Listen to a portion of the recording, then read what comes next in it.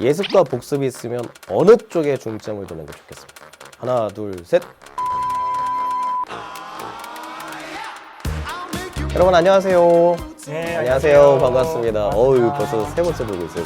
나는 이 세 번째 우리 얼굴을 보는 분들이 위너라고 나는 생각을 합니다. 뭐라도 되실 분들이에요. 아, 그럼 뭐는 아니고 그냥 중개사 되실 분들이에요. 중개사 되실 소장님. 네. 그래서 우리가 이제 드디어 세 번째 시간이 됐는데요. 이 세 번째 시간에는 뭘 할 거냐면요. 질문이 되게 많았었어요. 질문이 뭐 우리 사이트가 지금 막 인기 폭발이라서 대충 봐도 많던데. 네, 엄청 많고 뭐 상담도 많고 막 그래가지고 그중에 우리가 좀 선별을 했습니다. 좀 여러분이 좀 굉장히 좀 불편하지만 알아야 될 진실들 뭐 이런 거 그런 걸 좀 선별해서 우리가 총 5가지에서 6가지 정도 한번 간단하게 진행할 생각인데요. 자, 1번 타자 나갑니다. 1번 타자 뭐냐면요. 자, 직장인이라서 시간이 많지 않은데 1차만 볼까요? 아니면 1, 2차를 같이 보는 동차를 선택할까요? 1차 몇 과목이죠? 두 과목. 두 과목이죠. 2차는요? 2차가 네 과목. 실질적 4과목이죠. 실질적 4과목. 이상한 3과목인 거죠? 그죠.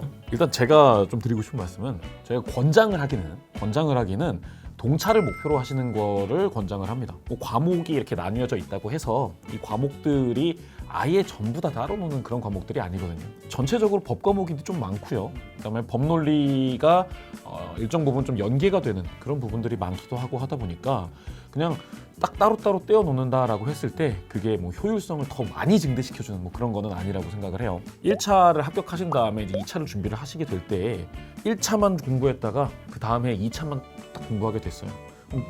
과목 수가 많아졌잖아요. 그렇죠? 과목 수가 많아졌다는 것만 가지고도 스케줄을 처음부터 다시 짜야 되는 문제가 생겨요. 네, 저 그런 거 별로 그렇게 권하고 싶지 않고요. 그럼 막상 또 1차가 됐습니다. 근데 2차에 떨어졌어요. 그럼 3년 차에 다시 1차를 봐야 돼요? 그러면 1차만 하다가 1차를 1년 동안 다시 놨다가 다시 잡았다가 뭐 이렇게 되면 그것도 여러분들한테 그렇게 크게 도움이 되지는 않을 거라고 저는 생각을 해요. 그래서 저는 가급적이면 동차를 목표로 하시고 그다음에 뭐 두 번째 해에 이제 2차 공부를 하게 됐을 때 내가 2차 과목 중에서 어디가 얼마나 좀 부족하구나라는 걸 또 명확하게 알 수 있으니까 또 그만큼 또 선택과 집중이 잘 되는 부분도 있고 그렇게 권장을 해드립니다. 그게 시험이라는 게 원래 한 방에 집중을 해야 되는 건데 뭐 1차만 일단 보지 하는 순간 나태해지더라고 보통 사람들이. 그래서 1차를 보고 나서 안 되면 또 2차를 보고 1차를 보고 2차를 보고 이게 정말 힘 빠진 일이잖아요. 그래서 제 생각에도 이건 동차가 맞다고 봅니다. 말씀하신 것처럼 민법을 모르면 공시법이 안 되는 거고 공시법의 등기를 알려고 하면 또 민법을 알아야 되는 것이고 이게 다 연관되어 있거든요. 그리고 공시법이나 공법이나 다 연결되어 있잖아요 우리가. 그러다 보니까 같이 공부하면 시너지 효과가 있는데 따로 공부하면 또 기억이 안 나. 그런 문제가 또 생기더라고요 이게. 아무리 시간이 많지 않다 할지라도 웬만하면 동차를 준비하는 게 좋겠다. 그렇죠. 자, 여기서 두 번째. 이게 시간이 없는 것도 시간이 없는 건데 아무것도 모르는 생초보인데 올해 좀 어려울 것 같은데 그럼 내년을 대비해야 하나?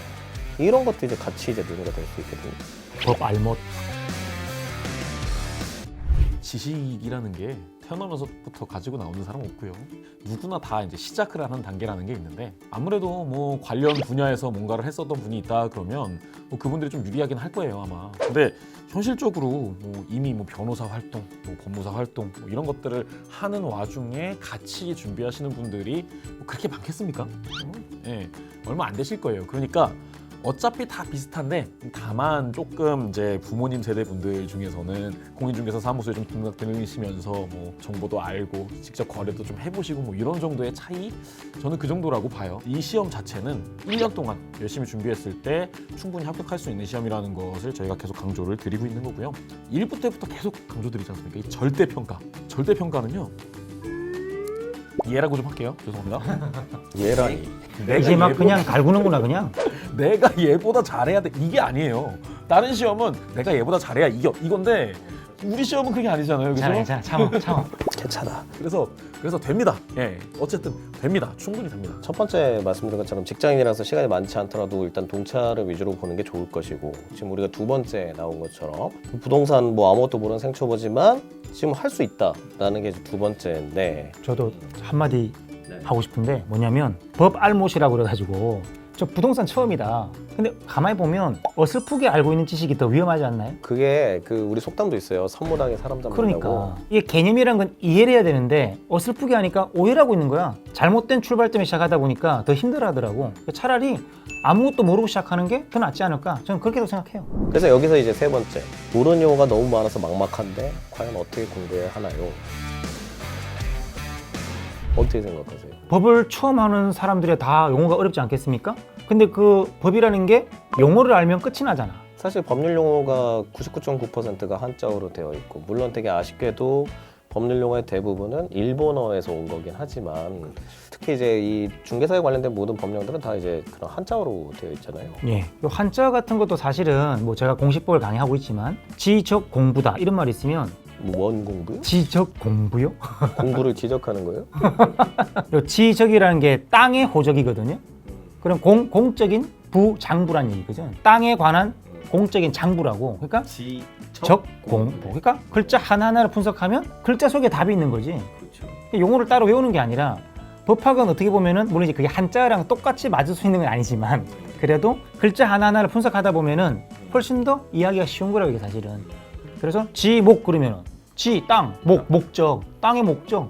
땅의 목적을 뭘로 쓸래? 밭으로 쓸래? 논으로 쓸래? 법률 용어는 그렇게 생각하시면은 정말 이해하기 쉬워요. 외우기 쉬워지고. 근데 자꾸 딴 생각을 한다는 거지. 그러니까 글자 속에서 시작하면 정말 쉽다. 저는 그렇게 말씀드리고 싶어요. 자, 지금 이제 네 번째 질문부터 조금 다른 걸 좀 제가 여쭤보고 싶은데, 첫 번째, 두 번째, 세 번째까지는 되게 일반적으로 궁금한 내용들이고, 이제 네 번째 제가 이제 질문 드리고 싶은 거는, 강의를 들으면 이해는 되는데 왜 점수는 늘 제자리인가요? 자, 그거에 대해서도 조금 얘기를 좀 해주셔야 될 것 같아요. 제가 이거 강의하면서 이 질문 정말 많이 들었거든요. 강의 들을 땐 쉬웠어. 재밌게 들었다고 해. 막상 문제를 풀려고 하니까 안 풀리네? 좌절한다는 거지. 근데 이해한 것은 공부를 다 한 거다. 이렇게 생각하시는 것 같더라고요. 근데 이해하는 것과 문제를 푸는 건 다른 문제거든요, 사실은. 그리고 시험장에서는 빨리 풀어야 돼, 이게. 시간이 제한이 확실하죠, 사실 이분. 그렇죠. 그래서 문제를 빨리 푸는 테크닉은 농축이 필요하거든, 압축이. 그래서 항상 비교 정리하는 게 필요한 거죠. 긴 게 있으면 짧은 게 있는 거고 먼 게 있으면 가까운 게 있는 건데 그걸 같이 생각을 해야 되는데 그걸 미리 정리하지 않는다는 거지. 두 가지를 동시에 생각 못 하니까 문제를 빨리 못 푼다는 거죠. 그래서 들을 때는 이해했는데 시험장 가면 막막한 거야 이게. 출제한 사람이 지금 뭘 묻는지 모르는 거지. 왜? 반대를 모르니까. 이 법학이란 것은 반대말 놀이다. 반대말만 잘 기억하면 이게 문제 푸는 건 정말 쉬워진다고요. 우리가 늘 하는 거 있잖아. 앞대가리. 아, 두 문자. 별걸 다 앞대가리를 해. 근데 이 앞대가리를 또 무조건 다 해버리면 효율성이 없어. 두 문자 너무 많이 하면요, 두 문자만 기억나요. 그러니까 내용은 기억이 안 나요. 적재적소의 두 문자. 제가 항상 강조하는 말이거든요. 그런 사람이 되게 유치하게 뭘 또 그런 걸 또 해 막 그러더라고. 근데 유치한 게 중요한 건가? 두 문자 한 번 잘 기억해놓고 외우잖아요. 그럼요. 안 까먹어요. 아, 맞아요? 평생 안 까먹어. 그리고 두 문자 외운 건데 단순하게 외운 것만 갖고 딱 답을 풀 수 있는 문제 나오면 기쁜 거죠. 1초 만에 푼다니까. 제가 지금 하고 있는 공식법 강의 같은 경우는 두 문자만 암기하면 문제가 다 풀려요. 그냥 거의 다 풀려요. 그래서 내가 속상한 거예요. 이제 부동산 공법은 두 문자를 하려고 내가 이렇게 봤더니 두 문자가 몇백 개가 나오게 생겼어. 그러면 나중에 내가 뭔 두 문자인지 내가 기억을 못 할 것 같은 거예요. 그래서 사실 공법은 이제 프로세스 절차다 보니까 절차를 이해하면 이제 알 수가 있는 거지만, 공식법 같은 경우는 사실 절차라기보다 어떤 실체 그 등기란 무엇인가, 뭐 공간이란 무엇인가, 이게 딱딱 이제 정확한 요소를 외워야 되니까 이게 두 문자가 필요한 경우도 있고 또는 필요하지 않은 경우도 있지만 최소한은 필요한 건 맞는 것 같아요. 이해하는 거하고 문제 푸는 거 원래 별개의 문제니까. 그래서 이거를 잘 정리해서 반복. 그래서 우리가 계속 반복을 강조하는 게 이런 면이죠. 자, 그럼 여기에 이어서 우리가 또 하나 더 생각해 볼 건 뭐냐면 드디어 다섯 번째. 이거 이제 진짜 본격적인 얘기인데, 그러면 핵기총 강의는 어떻게 활용해야 됩니까? 우리가 2부 때도 잠깐 말씀드렸지만 우리는 굉장히 압축적인 걸 하잖아요. 그러면 강의 30분만 가지고 모든 걸 다 하면 정말 좋을 텐데, 근데 과연 이제 공부하는 이제 학생들 입장, 수험생 입장에서는 그냥 강의만 그냥 쭉 들으면 이렇게 되잖아요. 뿅. 뿅.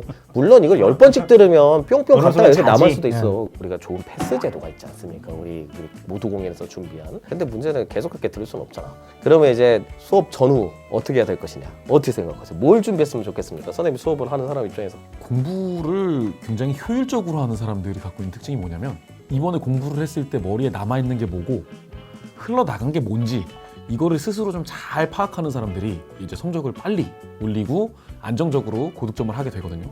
일단 강의를 딱 들으실 때 30분 분량의 핵기총 강의를 쭉 들어보시고 그 다음에 책을 한번 펼쳐가지고 그 내용을 계속 이렇게 복기해 보면서 이 부분에서 이런 얘기가 나왔었다, 저 부분에서 어떤 얘기가 나왔었다, 그렇게 하게 되면 아, 내가 이거는 기억이 잘 나 싶은 게 있고요. 내가 이거는 뭔가 들은 것 같은데 자세히 모르겠네 싶은 부분이 있단 말이에요. 금방 잊어버려? 예. 그게 구별이 되는 순간 여러분들은 일단 다른 사람보다 훨씬 더 효율적인 그런 공부를 하게 되는 거예요. 자투리 시간도 많이 활용을 하시고 아니면은 뭐 주말 시간 이런 것들 활용을 해가지고 강의를 쭉쭉 보시되 책으로 한번 정리를 해보시고, 근데 그 중에서 여러분들이 좀 놓친 부분이 많다 싶은 부분이 있으면은 그거 한번 뭐 고해 분량에 대해서 다시 한번 좀 봐주시고요. 예, 그거를 꾸준히만 스케줄대로만 계속 소화를 해주시면 뭐 그러면은 충분하지 않을까요? 그러면 자, 두 분이 이제 동시에 한번 대답을 해주세요. 핵기초 강의를 듣기 위해서, 핵기총 강의를 듣기 위해서 예습과 복습이 있으면 어느 쪽에 중점을 두는 게 좋겠습니까? 하나, 둘, 셋. 복습이죠. 와우. 안 시켰어요. 제가 안 시켰어요. 자꾸 오해하실 것 같은데. 자, 여러분 대학생활 때 또는 중고등학교 때 한번 곰곰이 생각해 보시면 선생님들이 자, 여기까지 읽어보세요. 읽어보신 분 손 한번 들어보세요. 예습은 한계역이 별로 없을 거예요. 근데 복습은 빠른 시간 안에 해야 돼요. 왜냐면 그 망각곡선이라는 게 항상 있어요. 우리가 기억을 할 때. 근데 보고 난 다음에 바로 보면 며칠 더 가요. 그 다음에 며칠 후에 또 보면 그거 또 다시 올라가요. 근데 난 미리 봤어. 강의 들었어. 다 아는 것 같아. 쭉 지나면 다시 제로 베이스. 그래서 복습이 그만큼 중요한 거기 때문에 그러니까 짬짬이 강의 보면서 지속적으로 하고 계속적으로 복습하고 핵기총의 가장 큰 장점. 문제 확인이 바로 가능하잖아요. 그리고 이제 답치기 노트가 또 나오면 또 정집을 계속 보게 될 건데 그래서 그런 것들 생각해 보는 게 가장 좋겠다. 네. 제가 한마디 더 말씀드리면 처음 법학을 하시는 분들이 자꾸 책을 먼저 보시거든? 단어를 모르잖아 어차피. 그리고 이 단어가 중요한지 저 단어가 중요한지 잘 모르잖아요. 그러니까 우리가 어떤 시험이든지 간에 그 시험에서 묻고자 하는 방향이라는 게 있잖아요. 그 방향에 맞게끔 단어를 선정해야 되는데 예습을 미리 해버리면 그걸 이상한 방향으로 설정을 한다고. 처음에 두려움이 많으신 분들은 강의를 먼저 많이 들으세요. 그리고 교재로 복습을 하세요. 그게 제일 좋은 방법 같아요, 제가 볼 때는. 자, 핵기총 강의는 그렇게 이제 활용하시면 되고요. 우리가 이번 시간에 마지막으로 준비한 질문이 있는데 이건 제 건데 참 이걸 할까 말까 고민을 좀 했어요. 부동산 공법이 어렵다는데 어떻게 하나요? 꽈락이 제일 많이 나오죠. 걱정됩니다. 제가 이 질문을 좀 한두 번 들어본 게 아니기 때문에 그래서 드릴 말씀은 하나밖에 없어요. 어려워요. 어렵습니다. 부동산 공법이 쉽다고 얘기하는 사람은 제가 대한민국에서 한 명도 본 적이 없습니다. 현직 변호사들도 부동산 공법이 40점이 안 나와요. 왜 그러냐면 일단 범위가 너무 넓어요. 범위가 너무 넓고 법이 너무 많고요. 단어가 너무 길어. 네, 그리고 이게 법에다 시행령에다 시행 규칙까지 시험 범위다 보니까 양으로 치면 사실 말도 안 되는 과목이에요. 그래서 부동산 공법은 우리가 항상 목표치로 삼아야 되는 건 40에서 60 사이예요. 과락은 나오면 안 돼요. 과락은 나오면 안 되지만 부동산 공법에서 90점을 맞았다. 그 이상한 거야. 그러니까 부동산 공법에서 90점을 맞았다는 얘기는 별표가 여러분 별표 그러면 자꾸 반짝반짝 아름다운 스타를 자꾸 생각하시는데 그 별개의 표예요. 그 별개의 표에 있는 거를 누가 기억을 해요? 그건 심지어 법제처 들어가서 클릭을 또 하면요. 거기에 이제 한글 파일이 또 떠요. 그게 별표야. 그걸 누가 봐요? 보통 우리가 부동산 공법에서 그러면 이 정도 점수가 됐다. 그러면 어디서 보충해야 되느냐? 중개사법이랑 이분이 담당하시는 공시법이랑 세법에서 반타작 이상 하시면 점수가 다 커버가 됩니다. 그래서 공법을 출제하신 분들이 그렇게 많이 내도 상관이 없는 게 다른 법에서 커버가 되니까 비중으로 되니까 우리는 평균 60점을 맞는 시험이지 부동산 공법에서 60점을 반드시 맞으라는 시험은 아니에요. 공법은 할 수 있는 만큼 해서 정확하게 점수를 획득하는 게 목표지 공법에서 고득점을 하겠다면 나머지 법을 갖다 버려야 돼요. 그래서 저도 좀 답답하긴 하고 제가 이 과목을 맡아가지고 저 속상하기도 하고 사실 공법이 이렇게 점수가 잘 나오는 과목도 아니라서 그 되게 보람차지가 않아요. 사실 수업을 하다 보면 여러분 100점만 못하거든 그 얘기를. 근데 이 두 분은 잘하면 할 수도 있거든. 근데 나는 그런 생각 많이 드니까 그래서 이제 이걸 마지막으로 제가 말씀드린 게 여기 있어요. 그래서 부동산 공법 걱정하지 마시고 시험에 한거한 게 아닙니다. 다른 과목으로 보충이 되기 때문에 걱정하실 필요가 없고요. 그렇게 해서 이제 여러분이 잘 정리를 하시면 되겠습니다. 자, 이렇게 해서 우리가 3부까지 다 마쳤는데요. 마지막으로 이제 인사 말씀 좀 해드리고 우리가 하나씩 가도록 하겠습니다. 먼저 장현배 선생님 인사 말씀 한번 하시죠. 강의를 듣는 걸로도 지금 시간이 좀 부족할 수 있는데 저희가 설명회까지 다 들으라고 강요는 못하지만 이 시점까지 들었다는 건 또 여러분 다 들어주신 거 아닙니까? 저는 무조건 뭐 감사드린다는 말씀을 드리고 거기에 대해서 저희가 보답하기 위해서 학기총 열심히 준비를 했습니다. 일단 그냥 쭉 따라만 오시면 확실한 결과를 보실 수 있다고 저는 생각을 하거든요. 대신에 여러분이 하셔야 되는 것은 스스로에 대해서 나는 나에게 얼만큼 떳떳할 만큼 나에 대한 약속을 지켰느냐라는 거예요. 앞에 있는 선생님들에 대한 약속이 아니라 스스로 나는 이렇게 할 거야. 그것만 지켜주시면 됩니다. 이한 선생님도. 예, 뭐 저는 항상 드리는 말씀이 너무 과욕을 부리지 마시고 쉬운 시험은 아니지만 결코 그렇죠. 하지만 다른 시험에 비해서는 상대적으로 아주 쉬운 시험이다. 부동산 공법 어렵죠. 하지만 선택과 집중을 잘 하시면 되는 겁니다. 그래서 공법에서 빠지는 점수는 공시법에서 잡아드리겠습니다. 그리고 사실 뭐 공시법을 잘 하시면 세법을 안 하셔도 됩니다. 제가 늘 드리는 말씀이지만 세법이 어렵거든요. 아주 전략적으로 잘 접근하시면 분명히 좋은 결과 있으실 겁니다. 자, 이렇게 해서 우리가 3부작에 걸친 무슨 대하 드라마 같긴 한데 우리가 설명회를 3부에 걸쳐서 이렇게 다 마쳤고요. 지금까지 봐주셔서 너무너무 감사하고요. 우리 학기총 강의 얼른 들으러 오십시오. 그 다음에 오늘 참석은 못 해주셨지만 이제 부동산학개론 이인호 선생님이랑 중개사법의 하성호 선생님 이 분들도 같이 이제 합류하셔서 여러분하고 곧 이제 뵙게 될 거니까 끊임없이 노력하겠습니다. 그리고 여러분의 합격을 위해서 최선을 다하는 모두공인 되도록 하겠습니다. 여러분 여기까지 보셔서 대단히 감사합니다. 강의 때 만나도록 하겠습니다. 여러분 고맙습니다. 안녕히 계세요.